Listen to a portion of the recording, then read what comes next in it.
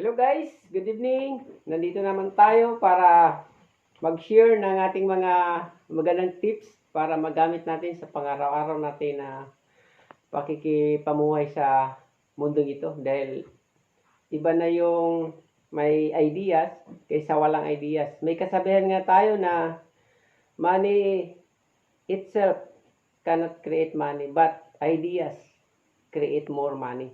So meaning, ang i-share ko sa inyo ngayon is about ideas na pwedeng makatulong sa atin sa pang-araw-araw. Lalo na po sa ating kalusugan. Dahil ang kalusugan po ang pinakamagandang investment sa buong mundo. Sapagkat marami dyan na ang sisipag, nagkamal or sabihin na natin successful. Pero pagdating ng araw, napabayaan ng kalusugan, nagkasakit, naubos ang kayamanan. In short, hindi naman masama na maging masipag. Pero dapat ang pagiging masipag, ilagay natin sa tama. Dapat bigyan natin ng panahon ng ating kalusugan dahil ito po ang pinakamatinding kayamanan na regalo sa atin ng ating lumikha. So, my name is Arman Tihada, isang naturopathy or kilala sa tawag na herbalist. So, kami pong mga herbalist ay mga naggagamot din po kami ng natural. Tinatawag natin na natural healing. Okay? So, ano po pagkakaiba ng mga natural healing kaysa mga conventional doctor or tinatawag nilang medication sa mga doctors? Actually, ang naturopathy doctor or tinatawag na natural healing doctor, kami po ang nagpapaganda ng immune system ng mga tao dahil ang aming pinag-aaralan is about health. So, kung pag-usapan natin health is more important kaysa medication. May kasabihan nga is prevention is better than cure. Mas maganda na tayo po ay mag-prevent kaysa mayroon na tayo sakit saka pa tayo magpapagamot, no? So, itong sa amin na mission is about health, no? So, bibigyan tayo ng magandang kalusugan para magamit natin itong ating lakas, buhay para sa araw-araw na pakikipamuhay natin sa mundong ito. Okay? So, ano ba ang may tutulong po ng pag-aaral about sa health na tinatawag natin natural healing? Ang may dudulot po nito ay magkakaroon po tayo ng tamang pag-iingat sa kalusugan. Okay? So, magbibigay ako sa inyo ng halimbawa. Halimbawa po, tayo po ay nagkakaroon po ng sakit ng ulo. Pag sakit ng ulo po, ang natural healing po niyan, first, ay huwag po kaagad iinom ng mga gamot na synthetic. Sa aming mga naturopathy, ang advice namin sa mga taong sumasakit ang ulo ay uminom ng mainit-init na tubig at ipahinga po. So after that, kung hindi pa rin mawawala, uminom po ng supplement. Ano po mga supplement na pwedeng makatulong?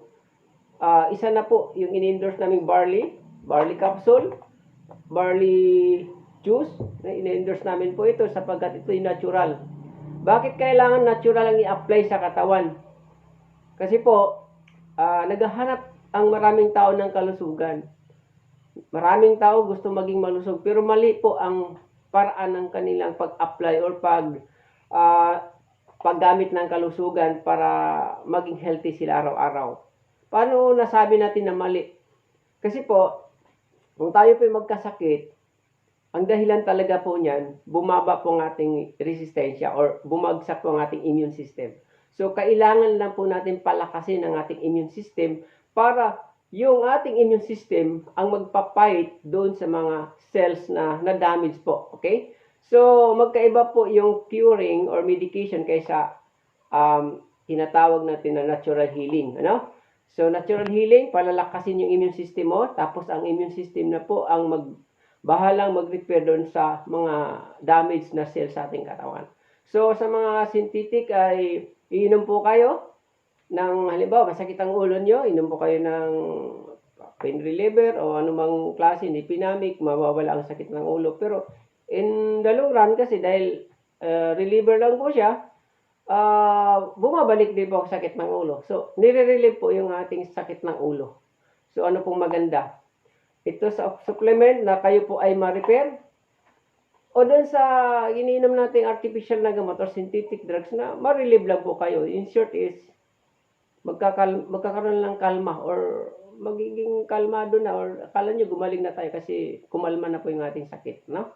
Pero after mga 24 hours, balik ulit ang sakit, inom na ulit ng gamot. Hanggang sa ang madadamage yung ating kidney. Sapagkat yung kidney naman talaga ang nagre-refine ng ating dugo. So lahat po ng residue or latak ng gamot, doon pupunta po sa kidney, no? Kaya sa natural healing, kailangan natin maingatan ang ating organs, mostly sa kidney. So maganda ang barley sa kidney dahil natural, tumutubo sa lupa. So lahat ng tumutubo sa lupa na hindi ginagamitan ng artificial chemical, yun po yung natural, no? Halimbawa, ang barley, halaman po ito sa New Zealand, isang damo tumutubo sa lupa. Okay? Pag tumutubo sa lupa, makakatulong sa ating kalusugan dahil ang ating katawan ay galing naman sa lupa eh. So wag tayong gumamit ng mga artificial element or artificial na mga component dahil hindi naman galing sa artificial yung ating katawan. Hindi naman galing to sa laboratorio, no? So in short, kailangan talaga natin ng natural, no? Ang mga natural nasa tumutubo sa lupa. So lupa ang katawan natin, natural, galing din sa lupa ang ating gagamitin para tayo maging malusog. Yung ating dugo, galing yan sa tubig. So in short, 72% ng ating katawan is liquid. So kapag tayo po ay nakakakota ng at least 8 glasses of water every day, malayo tayo sa pagkakasakit.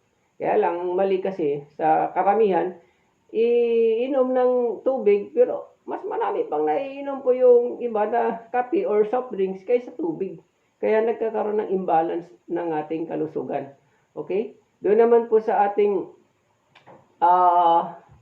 hininga, paghinga, ibang di mo napapansin yung ibang hilig mag-electric fan, mag-aircon. Hindi na po natural na hangin yun. Kung gusto talaga natin magkaroon ng fresh, sariwang hangin, dapat punta tayo sa ilalim ng puno o sa gubat o sa tabi ng dagat para magkaroon tayo ng sariwang hangin. No? So, marami tayong sablay no? Doon naman sa panunaw, alam mo naman natin ang panunaw, kumakatawan ito sa apoy. Kasi kung ang panunaw natin malamig, hindi yan makakatunaw. So, ang ating panunaw, kumakatawan ito sa apoy. So, paano naman tayo magkaroon ng magandang kalusugan yan? Kung yung ating katawan, lagi nating kinakain, mga mahihirap matunaw. Kagaya halimbawa ng mga red meat, no? Nakadesign talaga sa pagkain ng red meat, yung mga taong may yung mga hayop na may pangil, okay? So tayo ba may pangil, no? So wala tayong pangil, meaning hindi tayo nakadesign sa karne araw-araw. Pero hindi ibig sabihin bawal sa atin ang karne. Hindi nakadesign sa atin ang karne araw-araw. Kasi ang design ng ating bituka, maliit na mahaba.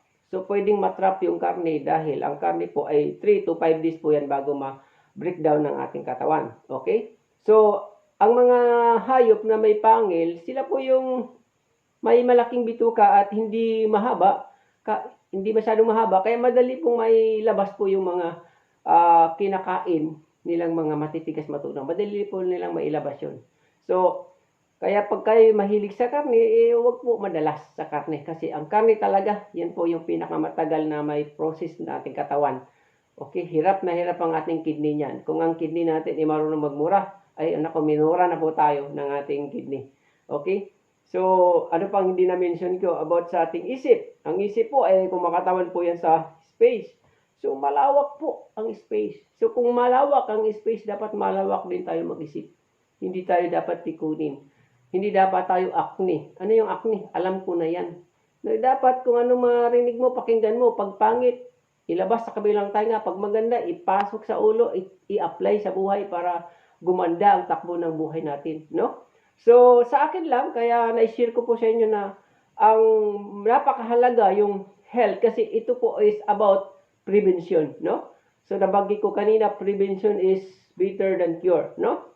Kaya kayo po, ay binibigyan ko kayo ng tips na kung gusto niyo po maging malusog, pwede po kayo na mag-PM sa akin. Meron tayong barley capsule. Okay po, ito yung capsule natin, no? Okay, barley capsule po yan. Meron tayong barley na nakasashi. Okay, meron tayong barley na nakalata o canister. Okay.